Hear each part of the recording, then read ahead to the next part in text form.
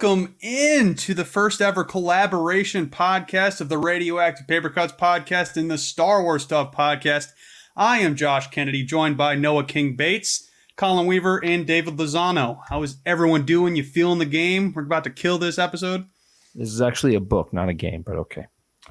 Well, kill the episode about the graphic novel. Sure. Colin. Yeah. Be specific about it.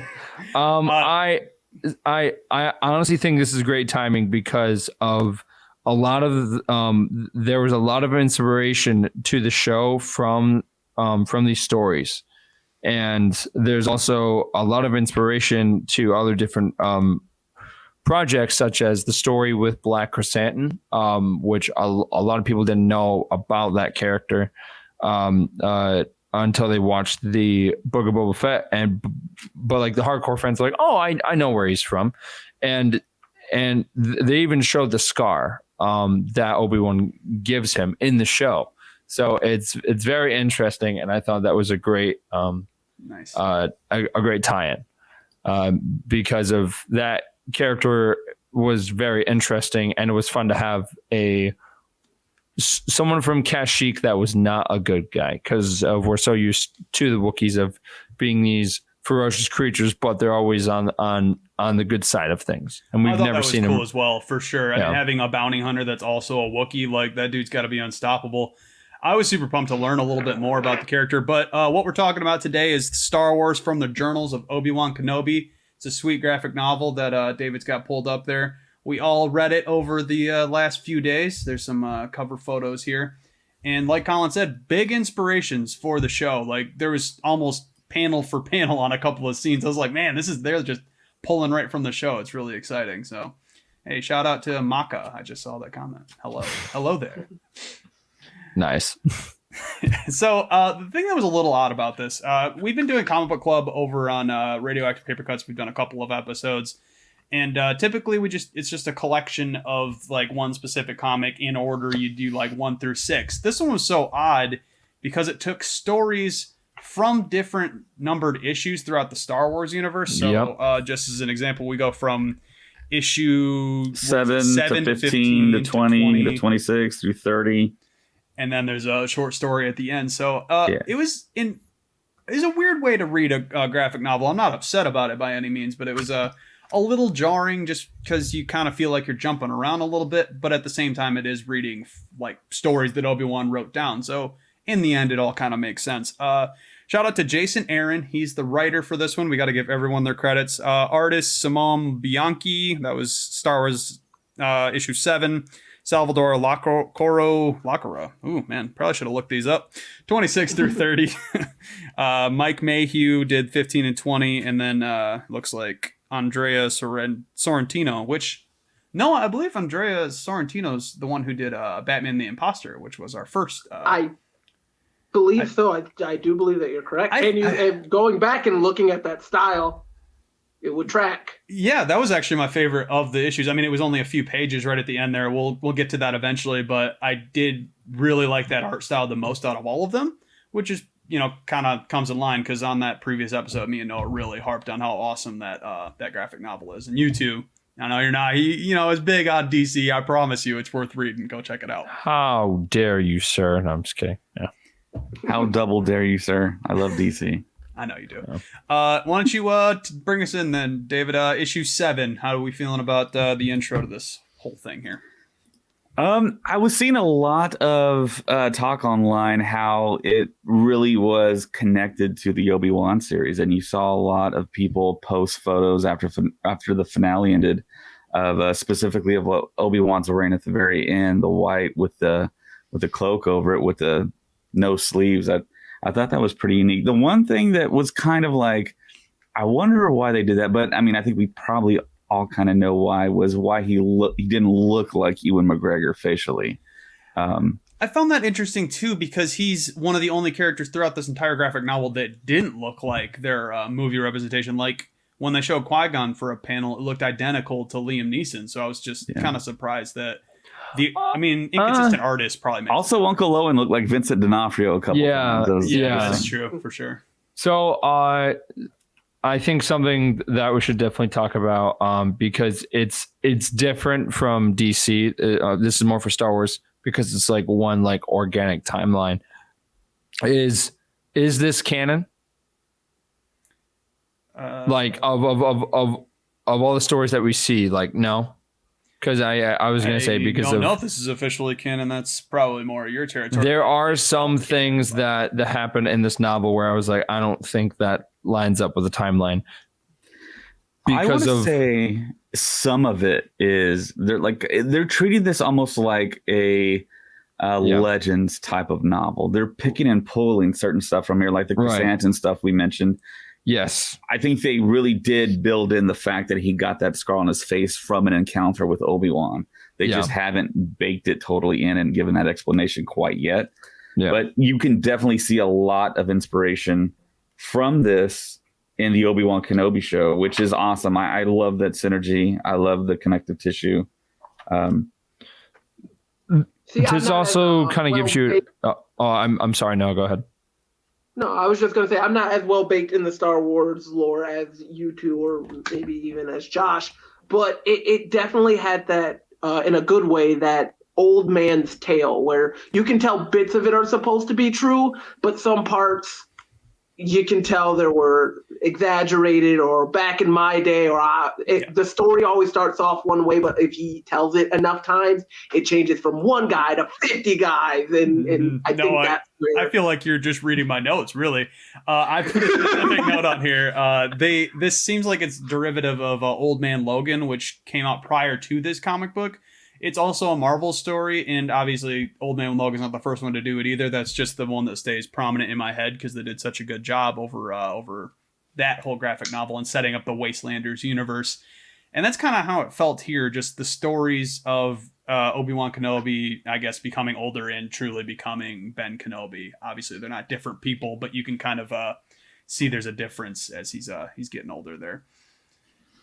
This graphic novel was really kind of the representation of what I thought the Obi-Wan Kenobi series was going to be. Yeah. More of like the Old Man Logan type story. Him in the desert, all alone in his hovel, just kind of watching over Luke. And I mean, we really kind of got that in this first issue here. Yeah, the graphic novel right in front of us. This is the first time we see Obi-Wan checking out Luke. I did like how they kind of included Luke learning how to pilot some sort of fighter plane. That was the T-16. It's the little model that he like flies in A New Hope when he's talking to 3PO. I could see that. So there are some things that happen in this novel where I was just like, we could definitely see that like in season 2. I could see a lot of elements of this novel in that way because of.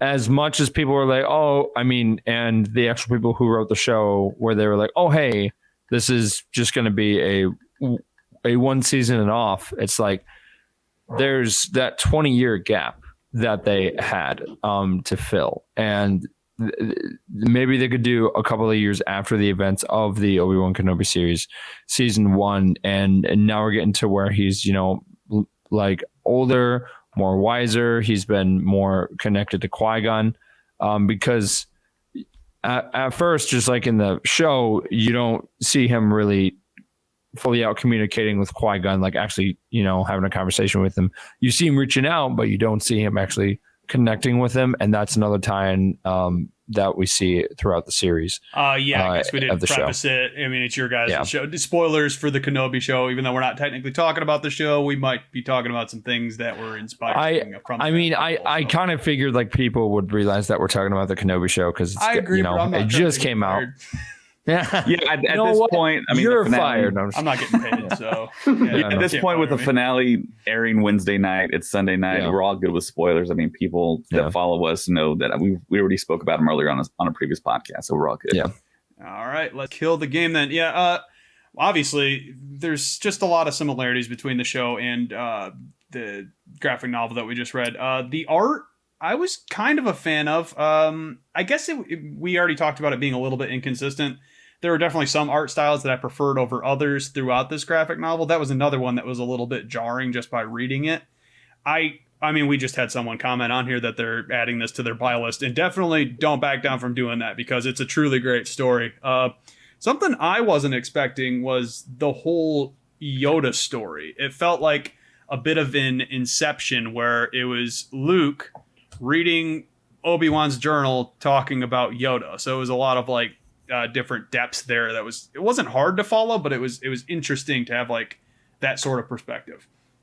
So I actually read this story of the story of Yoda's Secret War a while back because I got the comic at, I think at Grand Rapids Comic-Con. It was like 99 cents. So like, sure, I'll get it. And I remember reading it because when I got this novel and I started reading through it, I was like, I know this story. I've seen this before.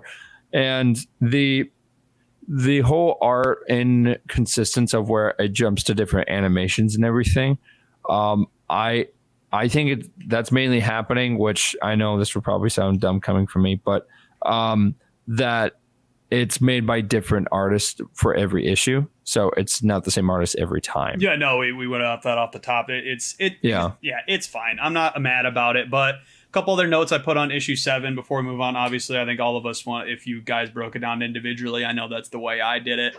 The Great Drought was a great way to get get Jabba's crew involved. It felt very much like Hulk's, like, like his brood from Old Man Logan, going to collect their taxes and beating up people that don't pay their stuff and stealing their water and things. So you could tell that there's some inspiration pulled from Old Man Logan. But I obviously it's one of Marvel's most popular ones, at least in recent years. So I can't knock them for getting involved with that at all. The Owen relationship was almost reflective of the show completely, because there was obviously this adversarial situation, and you guys want to expand on that a little bit? So this is something we definitely talked about on one of our past episodes from the season finale, because Owen and Obi-Wan had that understanding.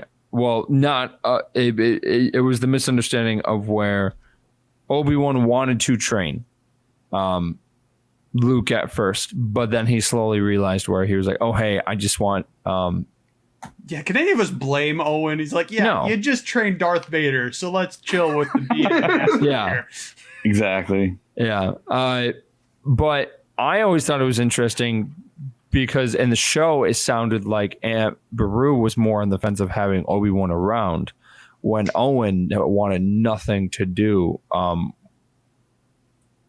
with Obi-Wan. And we see that definitely in this issue of where Obi-Wan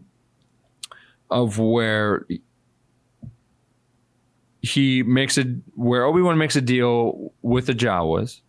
And I wrote that down. Bodyguard Kenobi. That was kind of a cool thing. It's like he's got to make money somehow, so keep being a Jedi. Well, I thought of it more as a exercise for him to keep staying in shape. So that works. He would fight off Tusken Raiders. And I wish we got something like that in the show, but we didn't. But he's very pacifist in the show, so that was definitely something that kind of clashed between the two stories, where Obi-Wan was kind of and this one he's constantly trying to fight the urge to want, like, I haven't touched a lightsaber in years when he brings that up, but he's like staying young. So the fact that he clearly wants to still be, and this is early Hermit Ben. Right. It's like he still has that fight in him, and he hasn't completely lost it yet. It's almost like he doesn't want to pop his claws ever again. Sounds familiar. That was very, so in the show, it was the complete opposite, where he was like, no, I'm done with that. I want nothing to do with it. Like you like saw him like maybe in the first episode of where he was just like, I want to step in, but I'm not going to. But then there's definitely moments where he's like, nope, I'm not stepping in. There's the scene where we kind of see Reva come in and she cuts off that girl's hand. And Obi-Wan could have stepped in and done something, but he's like, no, I'm good. So I think the biggest similarity from that first story is when Luke crashes the T-16 and Obi-Wan works with the Jawas, he like ends up getting the parts. Owen sees it. Owen then goes to his hut and just like, we don't want anything like that has to deal with you. Stay away from Luke. That got pulled like for the show. That got pulled as well, where Obi-Wan tried to hand off like the model plane and then the parts returned. So same type of deal. I appreciated the consistency there. We're on to issue 15. So let's just pull up the cover here. I liked that art style. He looks a bit more like Liam Neeson than Ewan McGregor in this one, but let it go. He looks like a dope dude. And something else about this art cover right here is like that is very similar to what we see him wear in the finale of the show. Yeah, because of he's goggles got the included, goggles, he's got the bag, he's got the cloak and everything. No gaffy stick though. They didn't or cycle rifle. Mr. Fantastic gray streaks either. I mean, I could have seen him aging a lot just through all the trauma that he went through and the actual show. But I like how we saw more of the hopeful, not all the way to the Alec Guinness version of Obi-Wan yet. And you kind of see him kind of get there.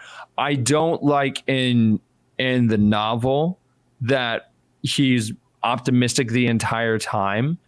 When in the show, you actually see him deal with these past traumas.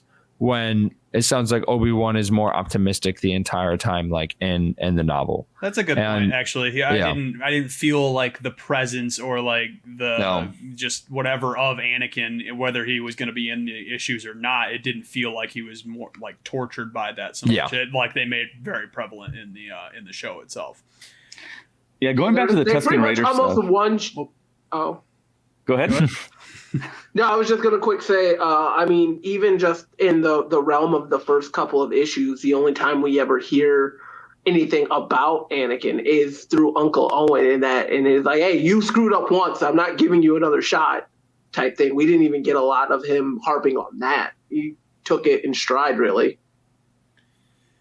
That's true. What were you gonna say, David? I was going to say, going back to the Tusken Raider stuff, I think it's really kind of interesting that this graphic novel, the comics here, really took a very original trilogy stance on the Tusken Raiders, which is really opposed to what Disney Plus is doing. Disney Plus is really humanizing the Tuskens, and we're spending a lot of time with them and realizing that they are a people and that they're loyal and they're sentient.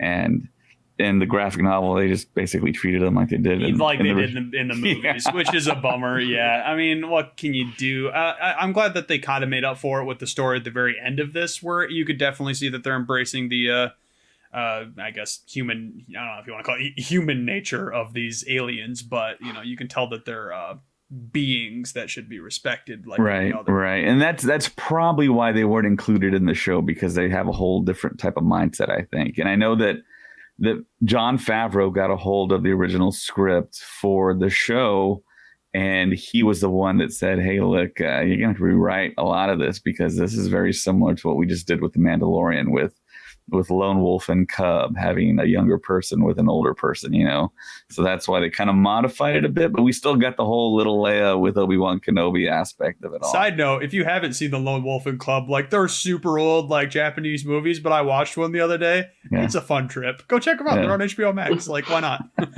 not? Issue 15 does have us embrace. You guys want to pronounce his name for me? Because I'm not going to do it right. Yeah, it took me a while to learn it. It's Black Chrysantan. Chrysantan. Okay, yeah, so we're being extra. That's fine. He gets hired by Jabba as a bounty hunter to go after whoever caused the ruckus where he didn't get his taxes. So that's why he gets hired. Eventually, he puts it together that he has a relation to Owen, and then that leads him to Kenobi eventually. So, yeah, he also has nicknames. He also goes by Santi, Santo, and I believe there's another one. But in Book of Boba Fett, I believe Garza Fwip calls him Santo. Okay, I like that. What I wanted, like, there's some really cool paneling in this one. This was one of my favorite, like, artistic shots. Yeah. Because it's in the middle of the Obi-Wan versus Santo, if we'll just call him that for the rest of the episode. But I even like how the fur from his arm makes the drop down, does like a drop down into the next panel. I always appreciate creative stuff like that. It's one of my favorite things about comic books. Obviously, you have to do the block sometimes, but like we talked about on Batman the Imposter, that was one of the things that Andrea Sorrento did. It's like stupid good. It's just these really cool backdrops and interweaving the panels. That's some extra comic book nerd stuff, but that's why we're doing this episode, so you guys can deal with it. Yeah, that's cool. I didn't even realize it. I mean, I can see it, but I didn't even like think about it. The hair dropping into the panel. That is a nice touch. This fight was sweet. I did want to ask you guys because I don't know much about this character, and David and I discussed this a little bit before we started shooting, but the scar on his face, that's something that's like important to the character, so showing the backstory is a cool thing, right? Yes. Yeah. Connective tissue in Star Wars. I love it, and I think it's a big part of what the fandom is kind of expecting now. And as soon as they introduced Black Chrysanthemum in the Book of Boba Fett, everyone's like, oh my gosh, let's go back to the comics because we know he's there and we all know about the scar he got. And they show it in this graphic novel. And I do know that say Santo explicitly that was tied to what Obi-Wan did to him. But I mean, we all kind of figure it's like, yeah, that's pretty blatant. That's the cool thing about being fans of things is like when you know the big backstory behind it. Like just little Easter eggs are the best things about it. What were you saying, Noah? Oh, that they have a full comic for him. So I'm intrigued on if this is a part of it, because this is a collection of stories. Is this part of the collection of stories? Do we get a little bit more of a time with him? It might be his. So his character is very interesting. He was so a small backstory to his character. He was banned from Kashyyyk for doing something very terrible. It's not. It was never said of what exactly he did, but you have to have done something very bad to be banned from an entire planet. And then later he gets tricked, and he gets enslaved into a gladiator ring, and kind of a tie-in into Marvel, where he ends up getting a because he wants to keep getting stronger and better in fights. So the people who are in charge end up taking his taking him in, putting him down, and then they end up changing his entire skeleton, and they enforce it with it's not Beskar, it's something else, but it makes his bones Durasteel. Yes, that sounds correct, and that's very similar to Wolverine, except he doesn't have claws, of course. But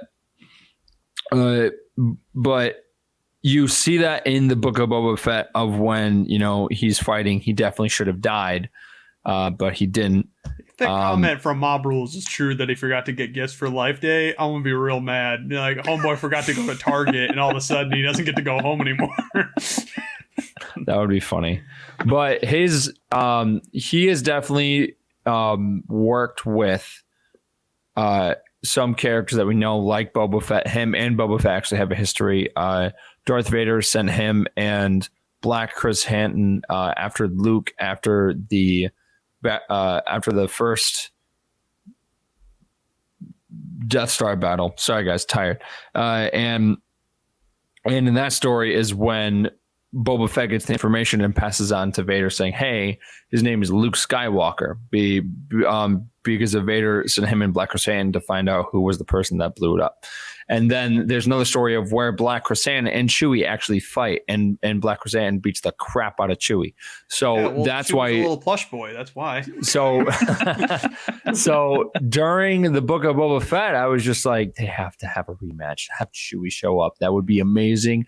Everyone would flip out. That would be incredible. We never got it. Hopefully we do in the future, because I don't think that comic book's out and the fans demand it. If you guys are fans of Star Wars stuff podcast, write in and maybe we'll get another comic book rolling. That'll be fun. We'll just have Colin say it a few hundred times and it'll happen. No, well, the reason why he's saying that is because I have I have manifested a decent amount of things to happen. Like I kept, for example, like the main one I'm known for is for Max Rebo, because I've been doing the hashtag Max Rebo for a while.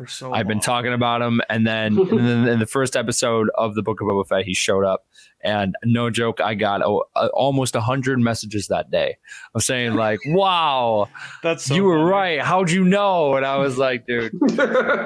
And somehow he ended up on our pins too. Yes. It's like he works at Disney or something. Yeah. You It actually was not insider information.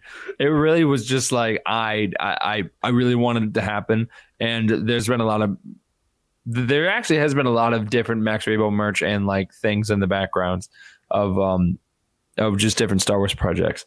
But Colin is now unemployed, so catch him on Indeed. He's giving away secrets. So you guys want to hire this guy? Hey, can you manifest me an acting gig? I can do my best. But Luke with the safe. That's what something I wanted to get to. Obviously, Santo here. He chucks glowing off of a cliff. Obi-Wan catches him with the Force, but then just gets his skull bashed in by that random electric stick or whatever he's got. But I'm glad Luke rolled up with the ship you were talking about and made the save. What do you call it? Yeah. Skyhopper, I think he called it? Yes. T-16 Skyhopper, yeah. So Black Chrysanthemum also has knuckle dusters. He has these brass knuckles with spikes. And they're electric too, and you can see him. He's already a gorilla. Does he really need brass knuckles on top of it? He could punch a hole through my rib cage. What does he need that for? Whatever. Good just for that extra little bit. You're telling me you don't want to see a gorilla with brass knuckles? I call bull. All right, you know what? That's fine. Moving on though. At the end of that issue, it ends in it was a fun adventure overall. The next issue, which is issue 26, things started to get off the rails a little bit for me, just because we're now doing, the Yoda story and the Luke story. Like we'd already had shots of Luke reading the story, the actual journals, but now we're going to, I don't know if you want to call it modern times or whatever timeline they're in. So we're doing a little bit of time jumping. Like Han and Leia are in these couple panels here, which I wasn't expecting to see them at all in this story. So, I mean, I'm not mad about it. Right. All right. So this is taking shortly. So this is taking place shortly after the events of A New Hope. And you never actually see him wear his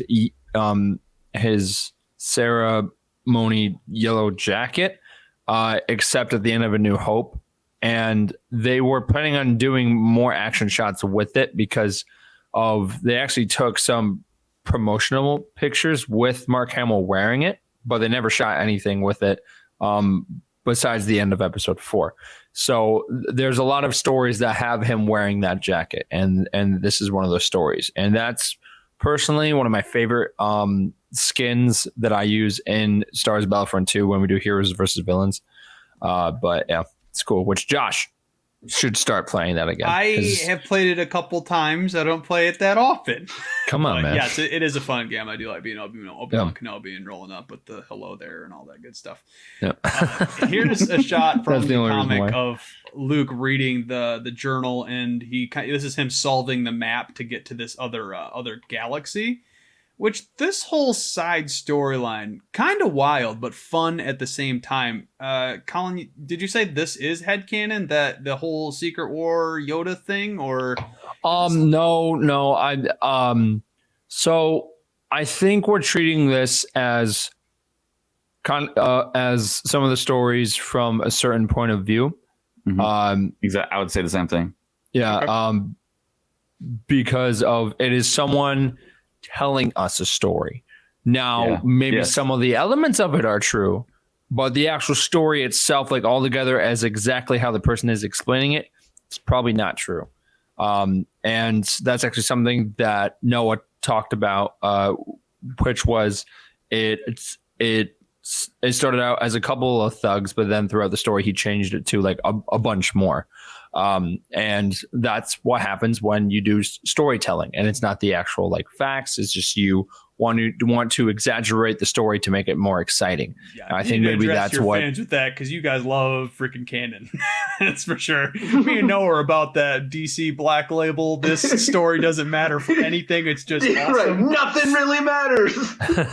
Well, and that's the difference between Marvel Comics and Marvel, DC, and then Star Wars Comics, because for all of the comics and books and stuff that come out of Star Wars, they do their best to stay to the actual timeline of the movies. Like, it's not its own thing. And there are old stories that are considered legends, which are no longer part of the actual movie timeline. And now everything going forward, all the new stuff are doing their best to connect to the movies. And I think that's the biggest difference with Marvel, because yes, there are some Marvel comics that that represent some of the stories that you do see that inspire some of the movies that some of the storylines in the comics that inspire stories in the MCU and the DC films, but those comics aren't directly connected to the movies. Well, yeah, it's the reverse. Yeah. Star Wars started out as movies and then became comic books when Marvel started as comic books and went to movies. Before we move on to this Yoda storyline, just wanted to show, I showed this one already, but really sweet paneling once again. Got to give them a shout out. The cool Tusken Raider got 2 different Bens going there, and then there's some more Obi-Wan versus Tusken Raider stuff. So like David said, that story was a little bit of an intrigue. Feels like they're kind of the enemy there. But we will get back to the Tusken Raiders before this episode's over. But we're moving on to issue 26. I will say before we jump that way, talking about the storylines, I do really commemorate and truly appreciate Star Wars for doing that. It takes a lot to have so many people write stories, but still make it connect. Because with DC and Marvel, you do get I'll just make mine in a different universe. And that chips away at not the integrity, but the overall world that you've built. Yeah, Marvel's going that route in the movies. Like on the Marvel Stuff podcast, we talked about the new Doctor Strange movie and the whole the Illuminati, and how their deaths they don't feel real because it's on a different universe. So it's like, why do we care about these guys? Obviously Krasinski's going to come back. He got turned into spaghetti in the movie. So it's one of those things where it is nice for things to interconnect and some of the power there. Right. And something else that is different is that for Star Wars, they try and stay on that normal blueprint timeline.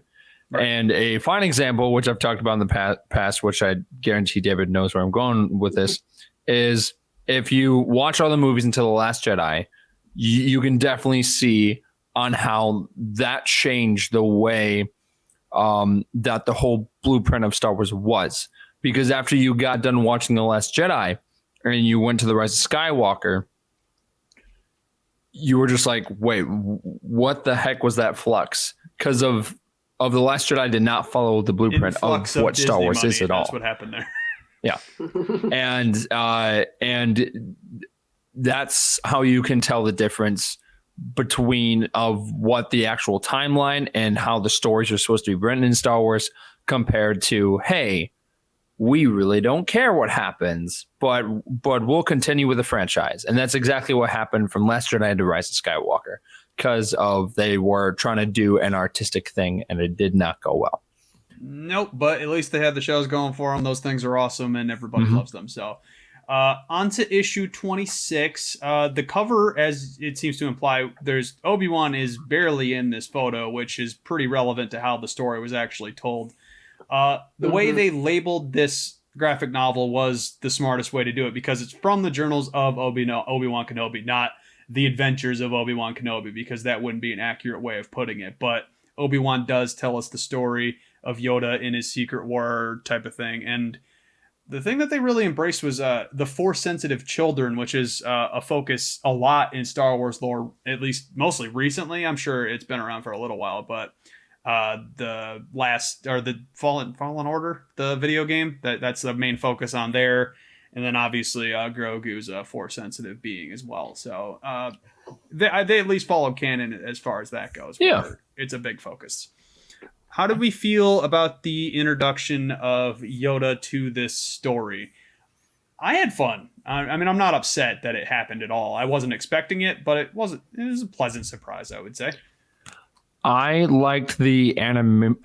So the way that they on a computer, Colin. Yeah, I know that. Hey, I corrected myself. The way that they drew him in this was they took it directly out of the movies because of there are definitely shots where you're just like, oh, hey, that's very similar to what they did in Attack of the Clones. And then there's one shot where he is talking to Qui-Gon and he's looking up, and that's definitely like the puppet look from the Phantom Menace. And I was like, that's a cool tie-in.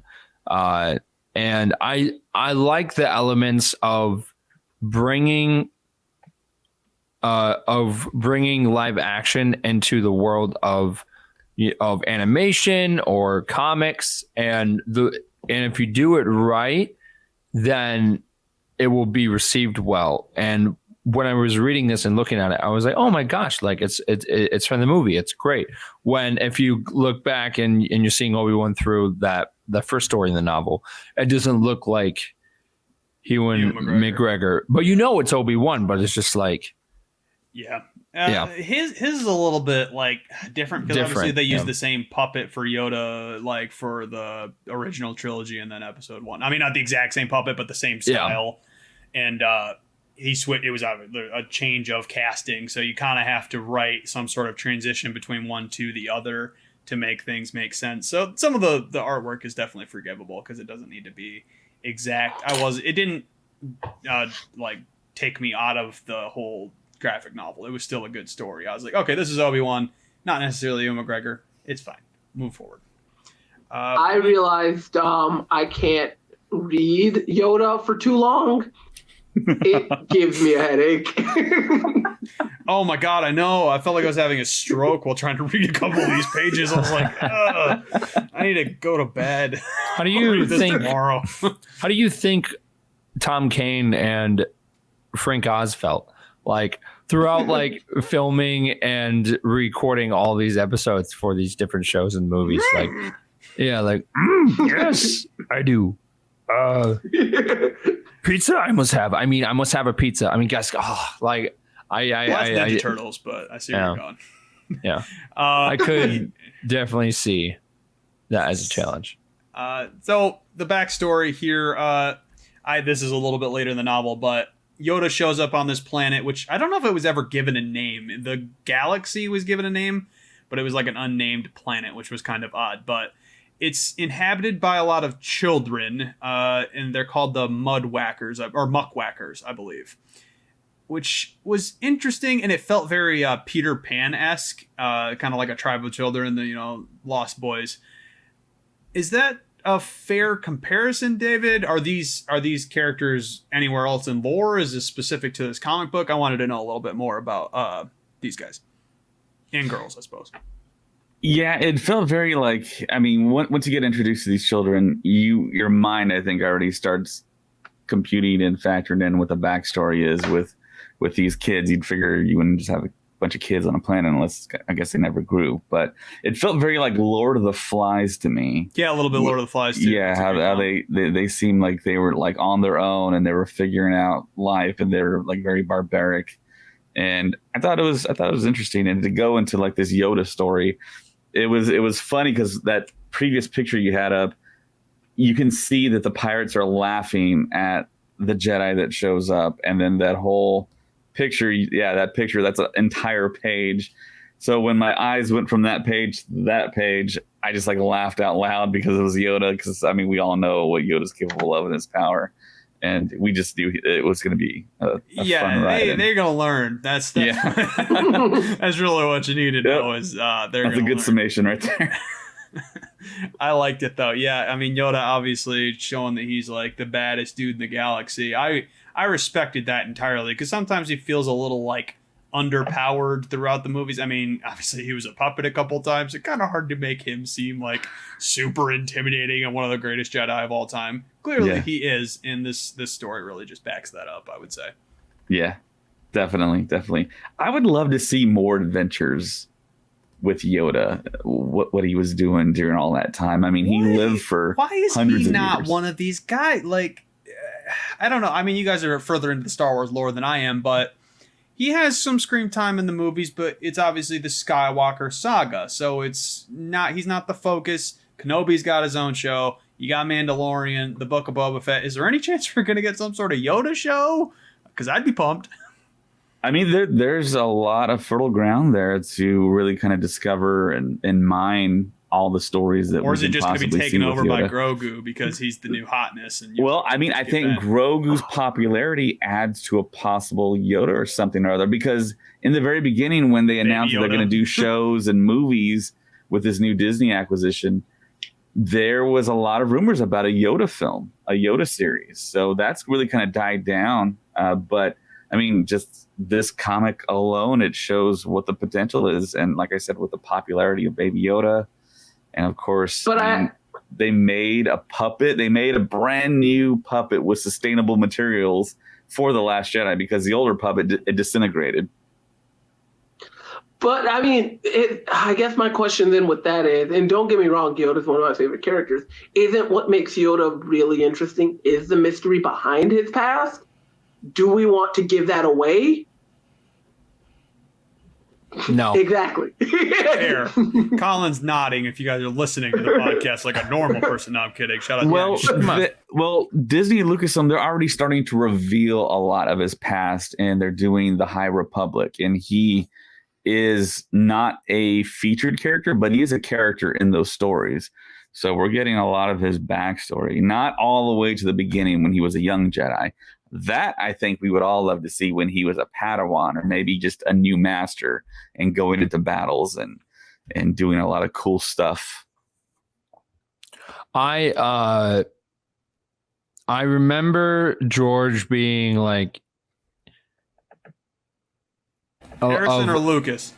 Of George Lucas, of actually making a deal of saying like, hey, you know, here's Star Wars and everything, but I have some conditions. And I believe one of the conditions was that they wouldn't touch Yoda of his past or anything like that, because that's what made Yoda so interesting and so mysterious. Was you didn't know what planet he was from. You did not know what his species was called.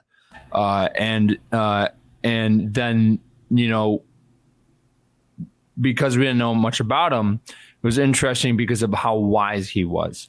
So seeing him in the Old Republic a while ago was really cool. But then seeing him in the High Republic and seeing them in the Prime of the Jedi, I think is very interesting. And when the game Star Wars Eclipse comes out, I think that is definitely going to be a huge tie-in, and it will be a huge reveal. And I think anything with Yoda and his past is interesting, as long as we don't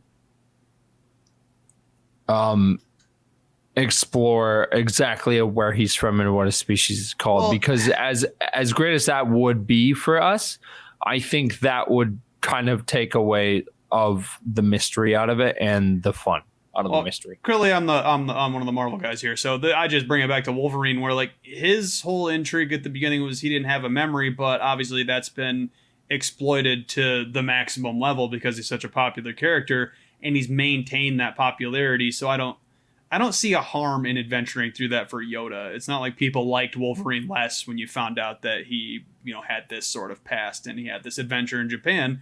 And, you know, Japan's one of his most epic adventures. So we could really kind of do that type of thing with Yoda. Like, when was he a Padawan? Was the Jedi Council around back then? How did he make his way up to those things? Was he part of the original? All those things that you can kind of really explore. But I throw to you then the exact opposite, which is Gambit, who his backstory has never been told, and he's still just as interesting, if not more, because you want to know, but you can't.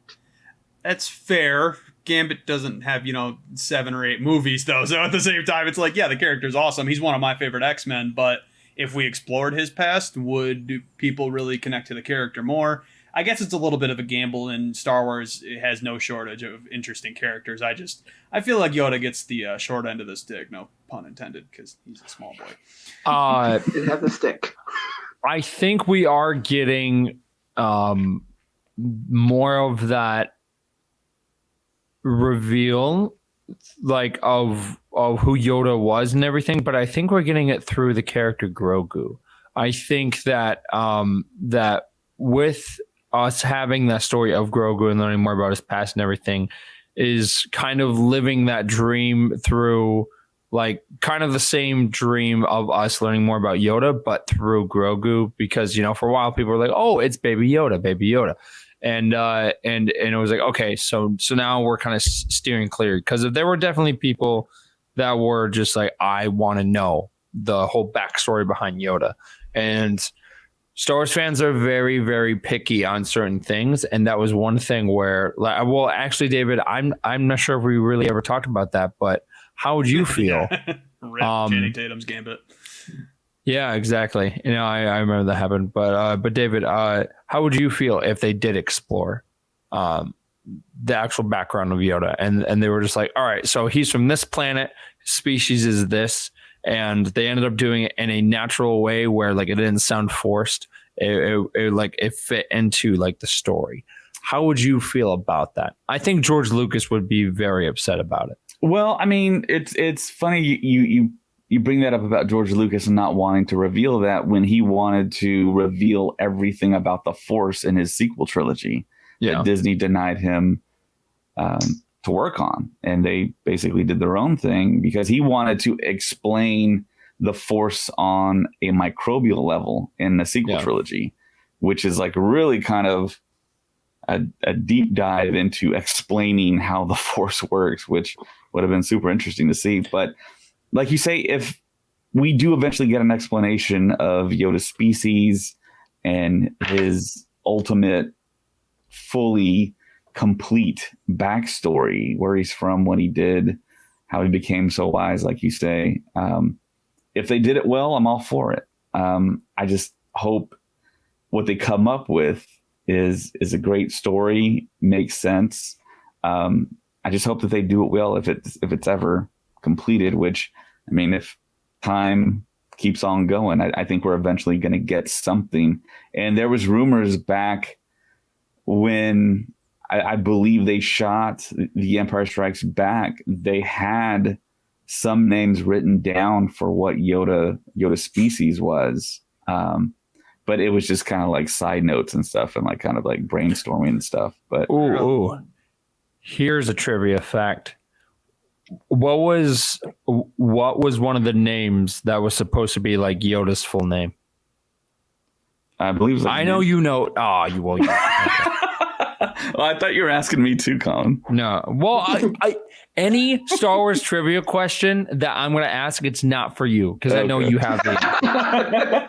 So you are out of that. But you are correct. His one of his original names was, his full name was supposed to be Minch Yoda. And I thought it was Yodathan, but I guess and he was supposed to kind of look like a wizard. He was like, you know, he like had his cane, of course, but he had like this blue hat and everything, and that stuff always interested me.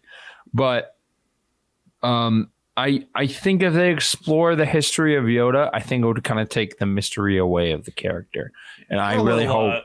Sidetracked here. We're still talking about this comic. Hey, you are. Hey, this is all about Yoda. We are collabing, all right? It's called Star Wars stuff. I believe you, Colin. We got 5 more issues to get through, though. Come on, man. All right. Yes, I respect that. I can totally understand that you don't want to. It feels like just bad to do that type of thing. So sacrilege to explore Yoda's background. So we'll see how it turns out. Episode 27, Yoda, you know, he runs into the Muckwhackers, and then he... What a name. I know. Yeah, I was going to say, I know it's not derogatory, but I feel like we're going to get banned somewhere by saying that. Flag. If you want to know more about COVID-19, see these... No! Oh, you said it. Guys, that's the new variant. My bad. Anyway, it's a bunch Just of cut that part off. No joke. We've had the past like 3 episodes have that COVID label. Oh, for real? That's so funny. Yes, because one of you has to say it. Jeez, man, here. stop. Well, I'm excited to finally get one of those on one of my podcast episodes. I'm super excited because I need to learn more about this. I can't find the link anywhere. Anyway, back to this stinking story.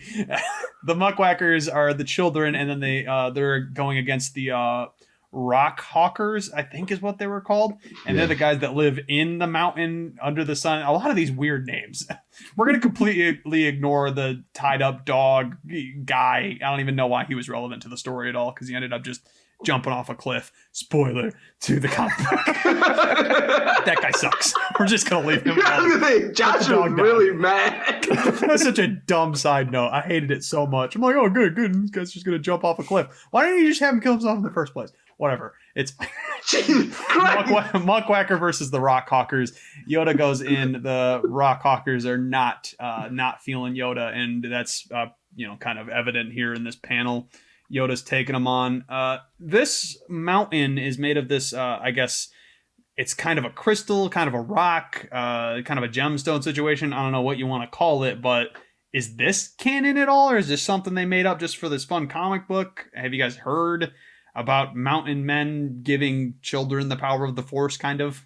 Anything like that? Not in Star Wars, but it had a lot of like Hobbit undertones. Yes, precious.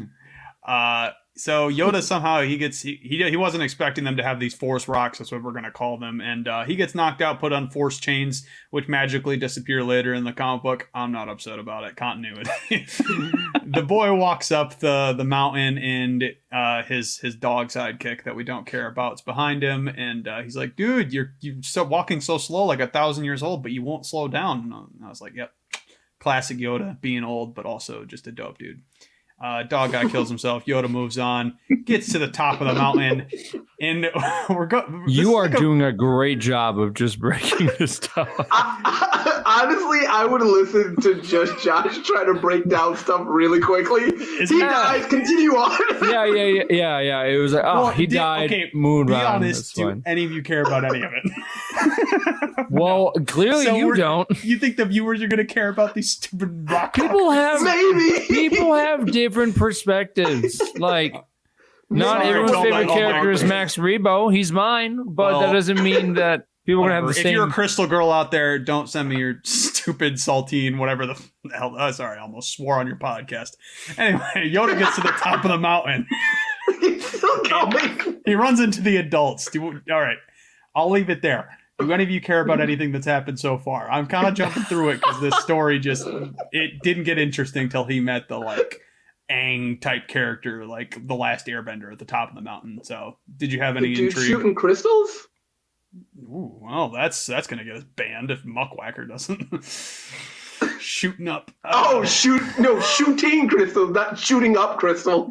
I heard you, but I mean, I'm just making if I heard it, then someone else probably heard it too. Okay. I think this is why we have our podcast. Yeah, I was going to say, nonsense. You guys run it so differently than we do. It's just hilarious. No, we don't always do it like this. I just don't care about the story. Don't lie to them. We're just as chaotic. If you want to find out for yourself, go check out the Radioactive Papercuts Podcast, releasing on Wednesdays. It's awesome. Nice plug. Go Thanks, ahead. man. Did my best. So the adults are at the top of the mountain, and it's weird that there's different generations living on different levels of this mountain, and then the kids are just kind of kicked to the cold. And then when Yoda tries to call them out, like, "Hey, those are your children," they're like, "Nah, those guys they're savages. We're gonna let them fend for themselves." Just gonna make a city that was very like. You guys remember that Jimmy Neutron movie where the parents just disappeared from the city? Is that just me? Yeah. That's what it reminded me of. No, I remember that. You mean the movie? Well, that is Jimmy really Power Hours. Yeah. You could argue those are movies too, but I know what you're saying. I will not. Shout out to like we said, babies. Like we were saying earlier, it gives very Lord of the Flies feel to it. Like they legit were just like, "Hey, survive." Or even like ancient Greece, not Rome. No. Spartans. No, Spartans. There you go. The whole like trial of a child is to just send them out there with a knife and hopefully they come back. Yeah, they did a lot worse than that with the young Spartan warriors, but that's for a different R-rated podcast. I gave the PG version of what they do. They send them out to the woods, hope they come back. So the adults kind of like they're only in this story to make themselves look like terrible parents because that's the end of their relevance right there. They just kind of pass Yoda on to the top of the mountain to where he can get to Aang, the Last Airbender, / Garo, the spiral forehead kid. And that is where the story started getting interesting again, I think. How did you guys feel about that character, Garo? Because he's clearly very important for the rest of the novel. Yeah, I thought that was cool. They brought him back. I think once you start reading a lot of these stories and kind of know about storytelling, you figure you're gonna have a character like this come back and have more of a significance. And I like the whole kind of concept of the story about Yoda going to this planet and encountering these blue force crystals that end up being what they end up being. And I was thinking at first, okay, is this like a kyber crystal type situation, or is it a variant of the kyber crystal? But it's interesting how they kind of spun that whole kyber crystal motif that Star Wars has. Well, Noah's got me thinking, like, what if this was like some Breaking Bad type of thing, and that was actually like Star Wars' Crystal Up? But we won't go into that. I'm a big fan of Garo. He seems cool. At first, it's weird because he's like a pacifist, and he's the guy that knows the mountain really well and how to manipulate the rocks and stuff. And I did like how Yoda became the Padawan in this story, and he was the master. I was like, that's kind of a cool way to acknowledge that Yoda is always trying to learn. He doesn't think he's the greatest Jedi of all time. He just happens to be one of the greatest, and he's always there to learn. Did you guys like that kind of a change of role for him? Yeah, that was really cool how he was a learner and he had a master. He assigned that guy as his master to teach him, and he asked to be taught. I thought that was a pretty powerful moment. And it also made me kind of wonder, okay, so in the Star Wars universe, we've only encountered something that's called the Force. Are there other systems or galaxies, planets where there's a civilization that calls the Force something else, and maybe there's something else other than the Force that hasn't been discovered from all the characters that we all know and love? That possibility's kind of out there. I like that. That's a good way to put it. Like having different words to identify the same thing. That's kind of an interesting way to think about it. And then obviously it's I don't know if it's even foreshadowing, but they're like, yeah, the Tusken Raiders have 47 different words for sand. So yeah, I saw that too. I like that. Yeah. Yeah. So Yoda goes through the training with Garo, which is pictured here as a young boy by the fire, and he's kind of Yoda gives him food, which is moss off of a rock, to kind of help him survive. So they kind of have that relationship rapport there. And the training ends up revealing the heart of the mountain. Were you guys expecting it to be a literal heart, or was that something that just kind of threw you for a loop? Once I saw that, I was like, okay, I think I know where we're going now. But yeah, I didn't expect an actual anatomically correct looking heart. Yeah, why does it look so human? The guy's a mountain. Whatever, it's fun. Interesting part of it. Clearly, the heart of the mountain equals the giant, which I pictured here. Kind of a cool villain. I could see maybe the Star Wars game treating it like a God of War situation where you're facing like Ares, like an oversized villain or something like that. That could be kind of fun to take on in like the Fallen Order sequel. So, you know, if you guys want to write that down and just shoot me a check, I'd be pumped about it. But I mean, it looks like Lithos, the rock titan from Hercules. Oh yeah, yeah. I think it's funny that that they had Yoda, like one of the shortest people like ever, compared to this giant, like this like giant, this titan, as Noah said, and I think that just kind of shows you that it doesn't matter how tall or small you are. You can just be as powerful as anyone with like being the average height, because Yoda is so strong with the Force, and nothing can really stop him. He has fought so many people. He maybe have lost the battle, but he really never lost the war, in my opinion. Yeah, you're giving 4-foot tall middle schoolers unrealistic hopes of getting an idea, Colin. And I love how they refer to him. You leave David and Goliath alone. I love how they refer to him several times as some mud freaky frog. Little frog. Yeah. Which is a mud funny. Frog. That's a mud frog looking. So this was kind of that was the main focus of issue 28, which I have the cover pictured here. I think this one might be one of my favorite covers. I like how it has the play with 3 characters, and then it's got the Tatooine 2 suns on the side, and then Yoda going through the cave. It's very cool. So shout out to that artist, which I don't have pulled up anymore, but they did a great job. Garo is brought back into the picture when we jump to Ben's perspective again, which is interesting. I did like how Garo was a consistent thread through all 3 stories. It was a cool way to age him up from a child to an adult to a very old man, and Luke meets him at a different point. Yeah, the artist was Salvador Larroca. Thank you. And the color artist was Edgar Delgado. Yeah, good stuff right there. So that's kind of the end of issue 28. We get to see that there's a heart of a mountain. Hey, from Cali, first time watching live stream. Oh man, you picked a good one, bud. We're going to say all these Star Wars slurs. I mean, I've really never heard anyone say bud, but okay. I meant the mud whacker. That's what it was. Bushwhackers. Well, you don't need to say the real one, David. Yeah, David. What? Bushwhackers from wrestling. Okay. I almost made that's what I was thinking. I straight up almost made a WWE joke a minute ago, and I was like, nah, that's too niche. But now I know I can, so watch out.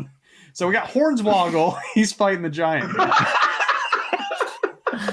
Gets hornswoggled. All right, that made 3 people laugh, and 2 of them are on the podcast. So okay, yes, right on. Chaos. Embrace the chaos. Hey, shout out to you. We're doing our best out here. So issue 29, Yoda's really he's going to take on this mountain man.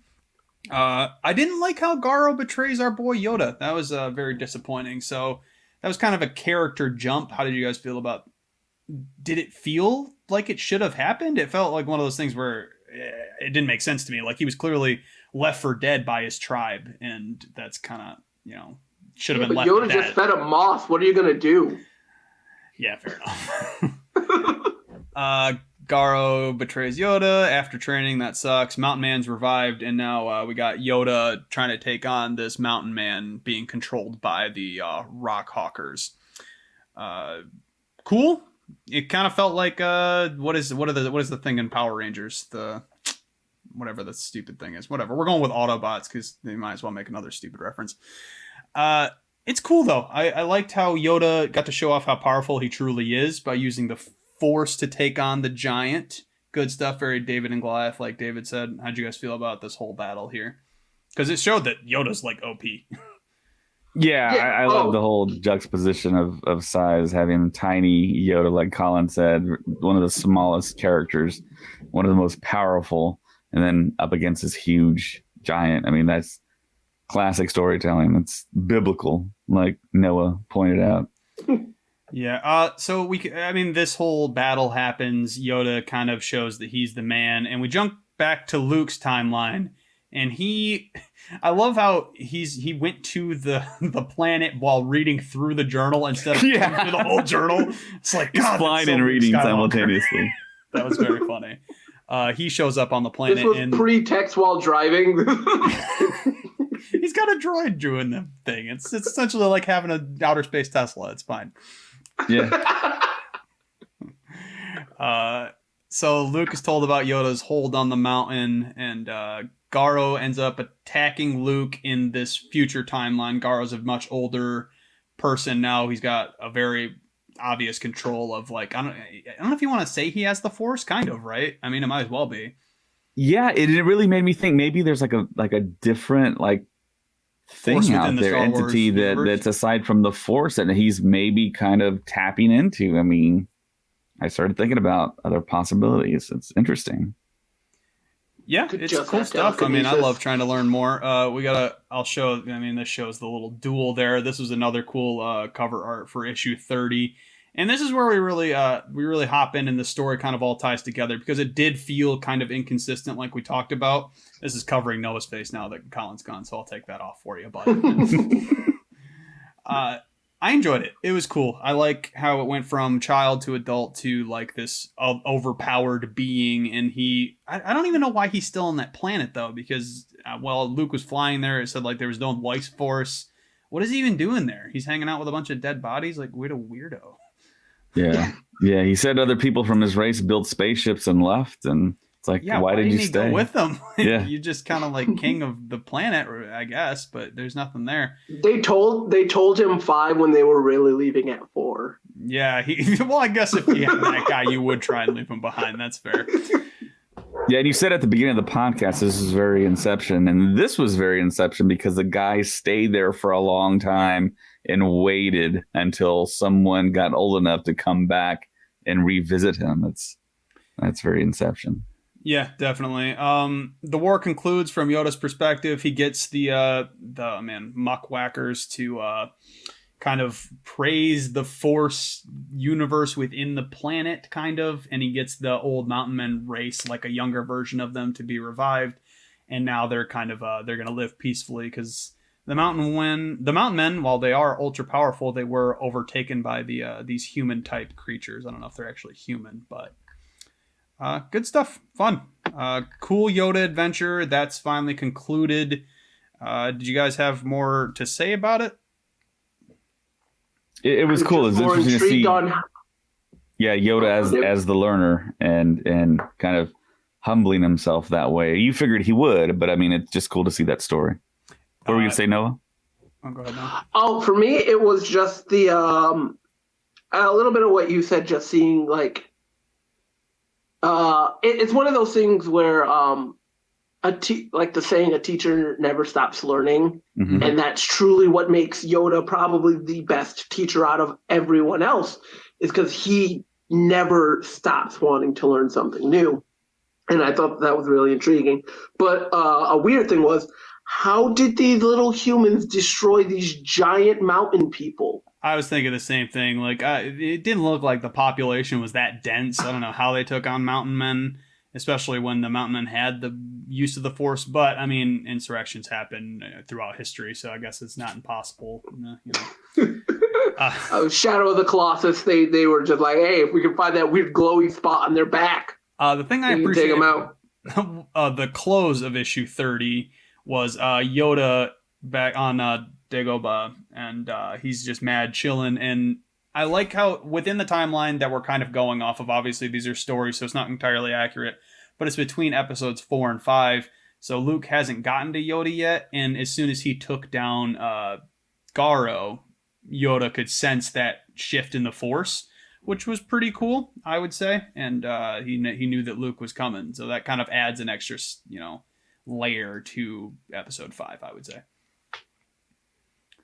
Anything else to say on this Yoda adventure? Because we can go on to the final issue, which is The Sand Will Provide, which was the one that was drawn by the artist that I really like.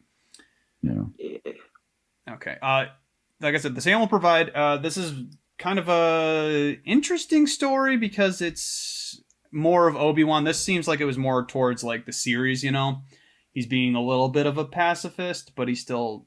It feels like the transition between like him trying to be the all-powerful Jedi to him being Hermit Ben. But he's not afraid to step in when he can.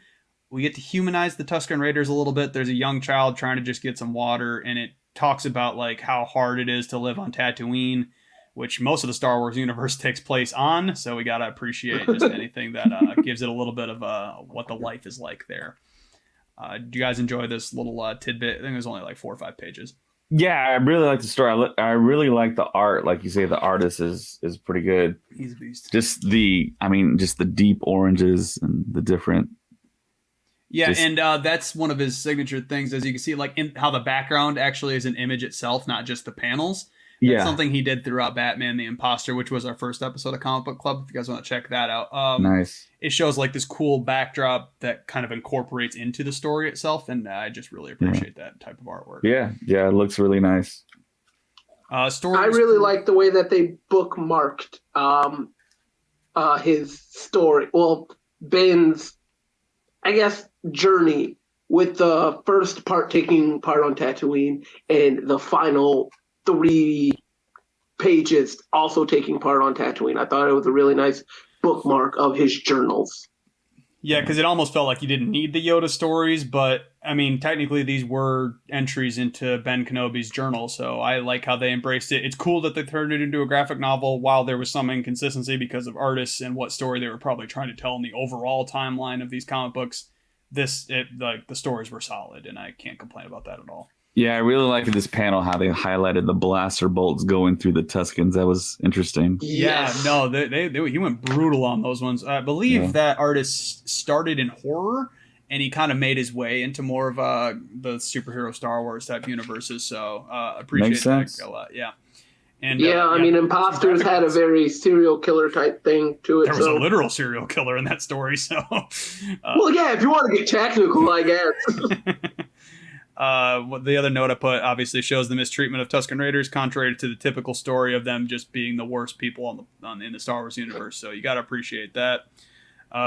Old Ben steps in and he evens the scales because the sand needs help sometimes. I thought that was a weird phrase, but that's what he says because the sand provides. That's what he says throughout the whole story. And then it's like sometimes even the sand needs assists, which feels like, vaguely, I don't know, anti-religion. I don't know what he was going for there. But this is the final panel, and this showed the full transition from Ewan McGregor to Alec Guinness. Kind of. I mean, it shows him with a great beard. So, great graphic novel. So clearly you don't know. I had a fun time. David, we always rank these out of 10s. I would love to know what you have to say about this one. We're going to make it 10 lightsabers. Why not? Kenobi lightsabers. That's better. More mud whackers. If we're doing whole lightsabers. out of mud How whackers. many mud whackers do you rate this? I'll do 7.8 muck whackers. All right, David's canceled. No, I was thinking more of a 7.5, so we're right along in the same range. How you feeling, Noah?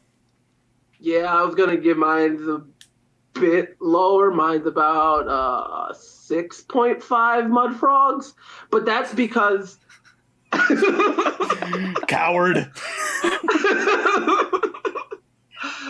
Mine is because as much as the Yoda story was intriguing and it was a journal from Ben, there's so many more Kenobi stories I would have much rather heard than one about another person. I mean, I'm not going to argue with anyone that clearly the series is the way to get the really cool, high profile, high octane, you got a huge budget show, it's a fantastic show. So obviously you're listening to this podcast, so you've already seen it, but go watch it again because I told you to. And then read this comic book because it's great. David, closing thoughts on our good old comic book club? I really like the fact that you brought this to my attention because otherwise I probably would have never discovered it.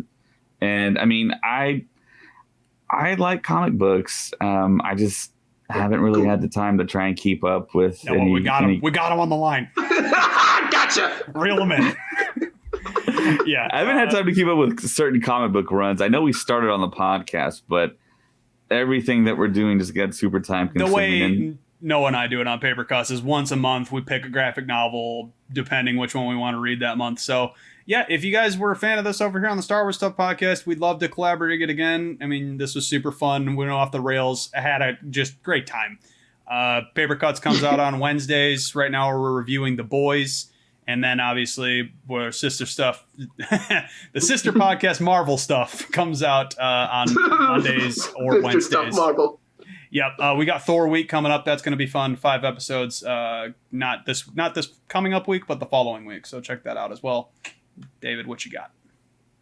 I mean, Josh, I think you're a fantastic podcaster. Thank you for inviting me on. I know it's the Star Wars Stuff Podcast, but this is pretty much your show, and you do a great job. And of course, Marvel Stuff Podcast. We all love Marvel, I think, on the Star Wars side of the house. So it's cool that we have friends that do a Marvel podcast. So anytime we need to catch up, find out what's going on, I know we've been super busy with Star Wars, just listen to Marvel stuff, and we kind of get up to speed. So thank you for that.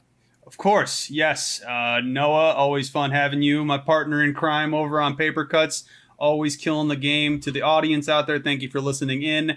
Hope you had fun. If you want us back, let us know. If you don't, also let David know, and then we'll just never see you guys again, and that's okay too. Live, I will show up more. I have the password now, so I'm just going to jump in random streams. So it's gonna happen. All right, thanks for listening, guys. All right, everyone, may the force be with you. Live long and prosper. No, that's the other one. Sorry, blasphemy. No, may the force be with you. Love you guys. Always. Have a good one.